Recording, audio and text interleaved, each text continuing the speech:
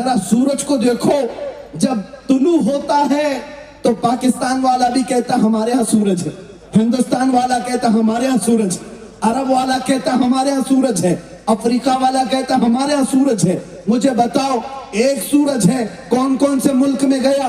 سارے لوگ کہتے نہیں، سب سچ کہہ رہے ہیں، اس لیے کہ ایک سورج نکلتا ہے، ہر گھر میں روشنی دیتا ہے۔ اب سنو، جب یہ سورج نکل کر کے پوری دنیا میں اپنی کرنیں بکھیر سکتا ہے تو تمہیں پتہ نہیں یہ سورج بنایا کیسے گیا ہے۔ یہ میرے مصطفیٰ کے قدموں کے ناخنوں کی کترن سے سورج اور تارے بنائے گئے، چاند اور سورج بنائے گئے، اور جب مصطفیٰ کے قدموں کی کترن سے سورج پوری دنیا کو اجالا کر سکتا ہے تو وہ ذات رسول ہر قبر کو کیسے نہیں اجالا کر سکتا؟ سبحان اللہ، سبحان اللہ۔ ہاں میرے عزیزوں، مصطفیٰ کریم کے بارے میں یہ عقیدہ رکھنا، وہ حاضر بھی ہیں ناظر بھی ہیں۔ ہمارا عقیدہ ہے کہ نہیں ہے؟ رسول اللہ حاضر بھی ہیں ناظر بھی ہیں، اور یہی عقیدہ لے کر کے اٹھنا، یا رسول اللہ سنا ہے آپ ہر عاشق کے گھر تشریف لاتے ہیں، یا رسول اللہ سنا ہے آپ ہر عاشق کے گھر تشریف لاتے ہیں، میرے گھر میں بھی ہو جائے چراغاں یا رسول اللہ، میرے دل میں بھی ہو جائے چراغاں یا رسول اللہ۔ اٹھو قوت عشق سے ہر پست کو بالا کر دے، دہر میں نام محمد سے اجالا کر دے، کی محمد سے وفا تو نے تو ہم تیرے ہیں، یہ جہاں چیز ہے کیا لوح و قلم تیرے ہیں۔ ایک عیسائی مبلغ یہ کہتا ہوا پھر رہا تھا لوگوں میں کہ ہمارے نبی عیسیٰ علیہ السلام افضل ہیں۔ اس سے لوگوں نے پوچھا کیوں؟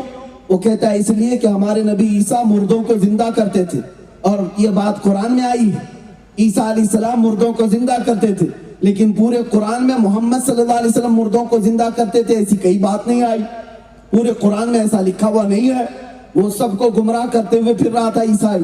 جب حضرت غوث پاک سیدنا شیخ عبد القادر جیلانی رضی اللہ تعالیٰ عنہ تک یہ بات پہنچی، آپ نے اس کو بلوایا، اس عیسائی مبلغ کو، کہا کیا ہے تیرا مدعا؟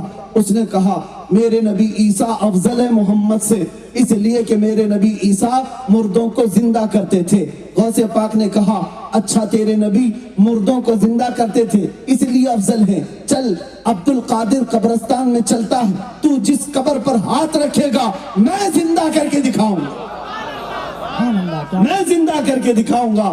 اور وہ ساتھ میں چلا، قبرستان آئے، اور شیخ عبد القادر جیلانی جب کہتے ہیں بتا کسی قبر کو، اس عیسائی مبلغ نے ایک پرانی قبر پر ہاتھ رکھا، آپ نے کہا میں یہ بھی بتا دیتا ہوں یہ قبر 200 سال پرانی ہے، اور اس میں جو سویا ہوا ہے وہ گویا تھا، گانا گا کر کے کمائی کرتا تھا، میں اسے زندہ کرتا ہوں۔ اور ایک ٹھوکر لگائی، قم باذنی، میرے حکم سے اٹھ جا، قبر پھٹ گئی اور مردہ زندہ کھڑا ہو گیا، اور لوگوں نے دیکھا، اور اس کے بعد پھر سیدنا غوث پاک نے اسے واپس قبر میں بھیجا۔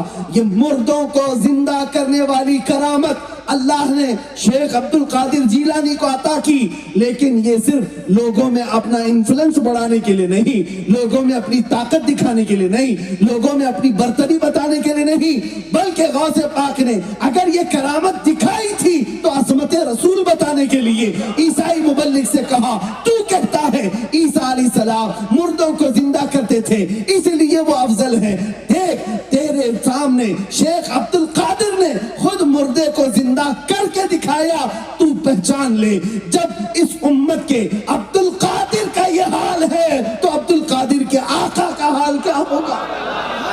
سبحان اللہ۔ میں میرے نبی کا ادنا غلام ہوں، میں جب زندہ کر کے دکھا سکتا ہوں، میرے مصطفیٰ کو مولا نے کیا کیا کمالات عطا کی، ہاں کرامت بھی دکھائی ہے غوث پاک نے تو وہ رسول کی عظمت بتانے کے لیے، ہاں یہ نہیں کہ لوگوں میں اپنی برتری بتانے کے لیے، لوگوں میں بڑھاوا دکھانے کے لیے۔ ایک بار آپ اپنی خانقاہ میں بیٹھے ہوئے تھے، ایک صاحب آئے اور کہا کہ حضور میرے گھر کل دوپہر میں دعوت ہے، آپ نے قبول کر لی۔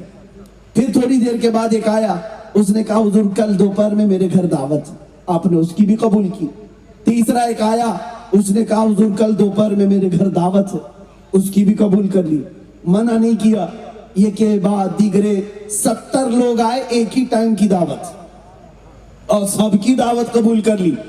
دوسرا دن آیا، دوپہر ہوئی، شام ہوئی، شام میں خانقاہ کے پاس جو مریدین غوث پاک کی دعوت کیے تھے وہ سب ایک کے بعد دیگرے جمع ہونے لگے. سب آئے اور فخر سے کہنے لگے. ایک کہتا ہے آج میری قسمت کے کیا کہنے ہیں, آج میرے گھر غوث پاک دعوت میں تشریف لائے تھے. دوسرا کہتا ہے جھوٹ بول رہے ہو, آج تو میرے گھر میں غوث پاک تھے. تیسرا کہتا ہے تم دونوں جھوٹ بول رہے ہو, میرے گھر میں آج دوپہر کا کھانا انہوں نے تناول کیا. باتیں بڑھتی گئی, ہر کوئی دعویٰ کر رہا ہے میرے گھر میں تھے, ہر کوئی دعویٰ کر رہا ہے میرے گھر میں تھے. لیکن ان سب کی باتوں کو سن کر جو خانقاہ میں بیٹھے ہوئے لوگ تھے وہ کہنے لگے تم سب کیا بات کر رہے ہو, غوث پاک دوپہر میں یہی خانقاہ میں موجود تھے, کسی کے گھر گئے نہیں تھے, ہم سامنے دیکھ رہے تھے. السلام علیکم ورحمۃ اللہ وبرکاتہ. امید ہے آپ سب خیریت سے ہوں گے. دوستو, اس پورے بیان سے ایک بات تو بالکل واضح ہو گئی کہ آقا کریم صلی اللہ علیہ وسلم کی عظمت ایسی ہے جسے نہ وقت باندھ سکتا ہے نہ عقل کی دیواریں روک سکتی ہیں. جب ان کے غلاموں کی کرامت کا عالم یہ ہو کہ عبد القادر جیلانی جیسا ولی ایک لمحے میں کئی گھروں میں تشریف لے آئے, مردوں کو اللہ کے حکم سے زندہ کرے, تو سوچو اس نبی پاک صلی اللہ علیہ وسلم کا رعب, اس نبی پاک صلی اللہ علیہ وسلم کا جلال, اس نبی پاک صلی اللہ علیہ وسلم کی قدرت عطائی کس مقام پر ہوگی جن کے نالین مبارک کی کثرت سے سورج اور ستارے بنائے گئے. آج ہمیں بھی یہی پیغام دیا جاتا ہے کہ اگر عزت چاہیے, اگر روشنی چاہیے, اگر دل و گھر میں ایمان کی حرارت چاہیے تو آقا صلی اللہ علیہ وسلم کی غلامی میں سچے دل سے داخل ہو جاؤ, ان کے ذکر سے دلوں کو جلاؤ, ان کے وقار کی حفاظت کرو, ان کی محبت کو معیار زندگی بنا لو. پھر دیکھو کس طرح اللہ تمہیں اندھیروں سے نکال کر عزت کے منبر پر بٹھا دیتا ہے. میرے عزیزو, آج اگر ہم اپنی زندگی میں کسی کمی کا شکار ہیں, کسی پریشانی میں ہیں یا دلوں میں بے چینی ہے, تو اس کا علاج یہی ہے کہ اپنے نبی پاک صلی اللہ علیہ وسلم سے وفادار ہو جائیں, ان کی اداؤں سے پیار, ان کی سنتوں سے محبت, ان کے غلاموں کا ادب. یہی راستہ ہے جو بلال حبشی کو کعبہ کی چھت تک لے گیا, یہی راستہ ہے جو غوث پاک کو ولایت کے تاج تک لے گیا. آئیے ہم بھی اپنے دل سے یہ صدا لگائیں, یا رسول اللہ صلی اللہ علیہ وسلم, ہم آپ کے ہیں, ہمیں اپنے سچے غلاموں میں شامل فرما لیجئے. اگر یہ بیان آپ کو پسند آیا ہو تو اس پیغام کو آگے پہنچانا, کیونکہ رسول پاک صلی اللہ علیہ وسلم کی عظمت کا چرچا کرنا خود ایمان کی تازگی ہے. اگلے بیان میں ملاقات ہوگی, تب تک اپنا ایمان, اپنی محبت اور اپنی عقیدت سلامت رکھیے. السلام علیکم ورحمۃ اللہ وبرکاتہ.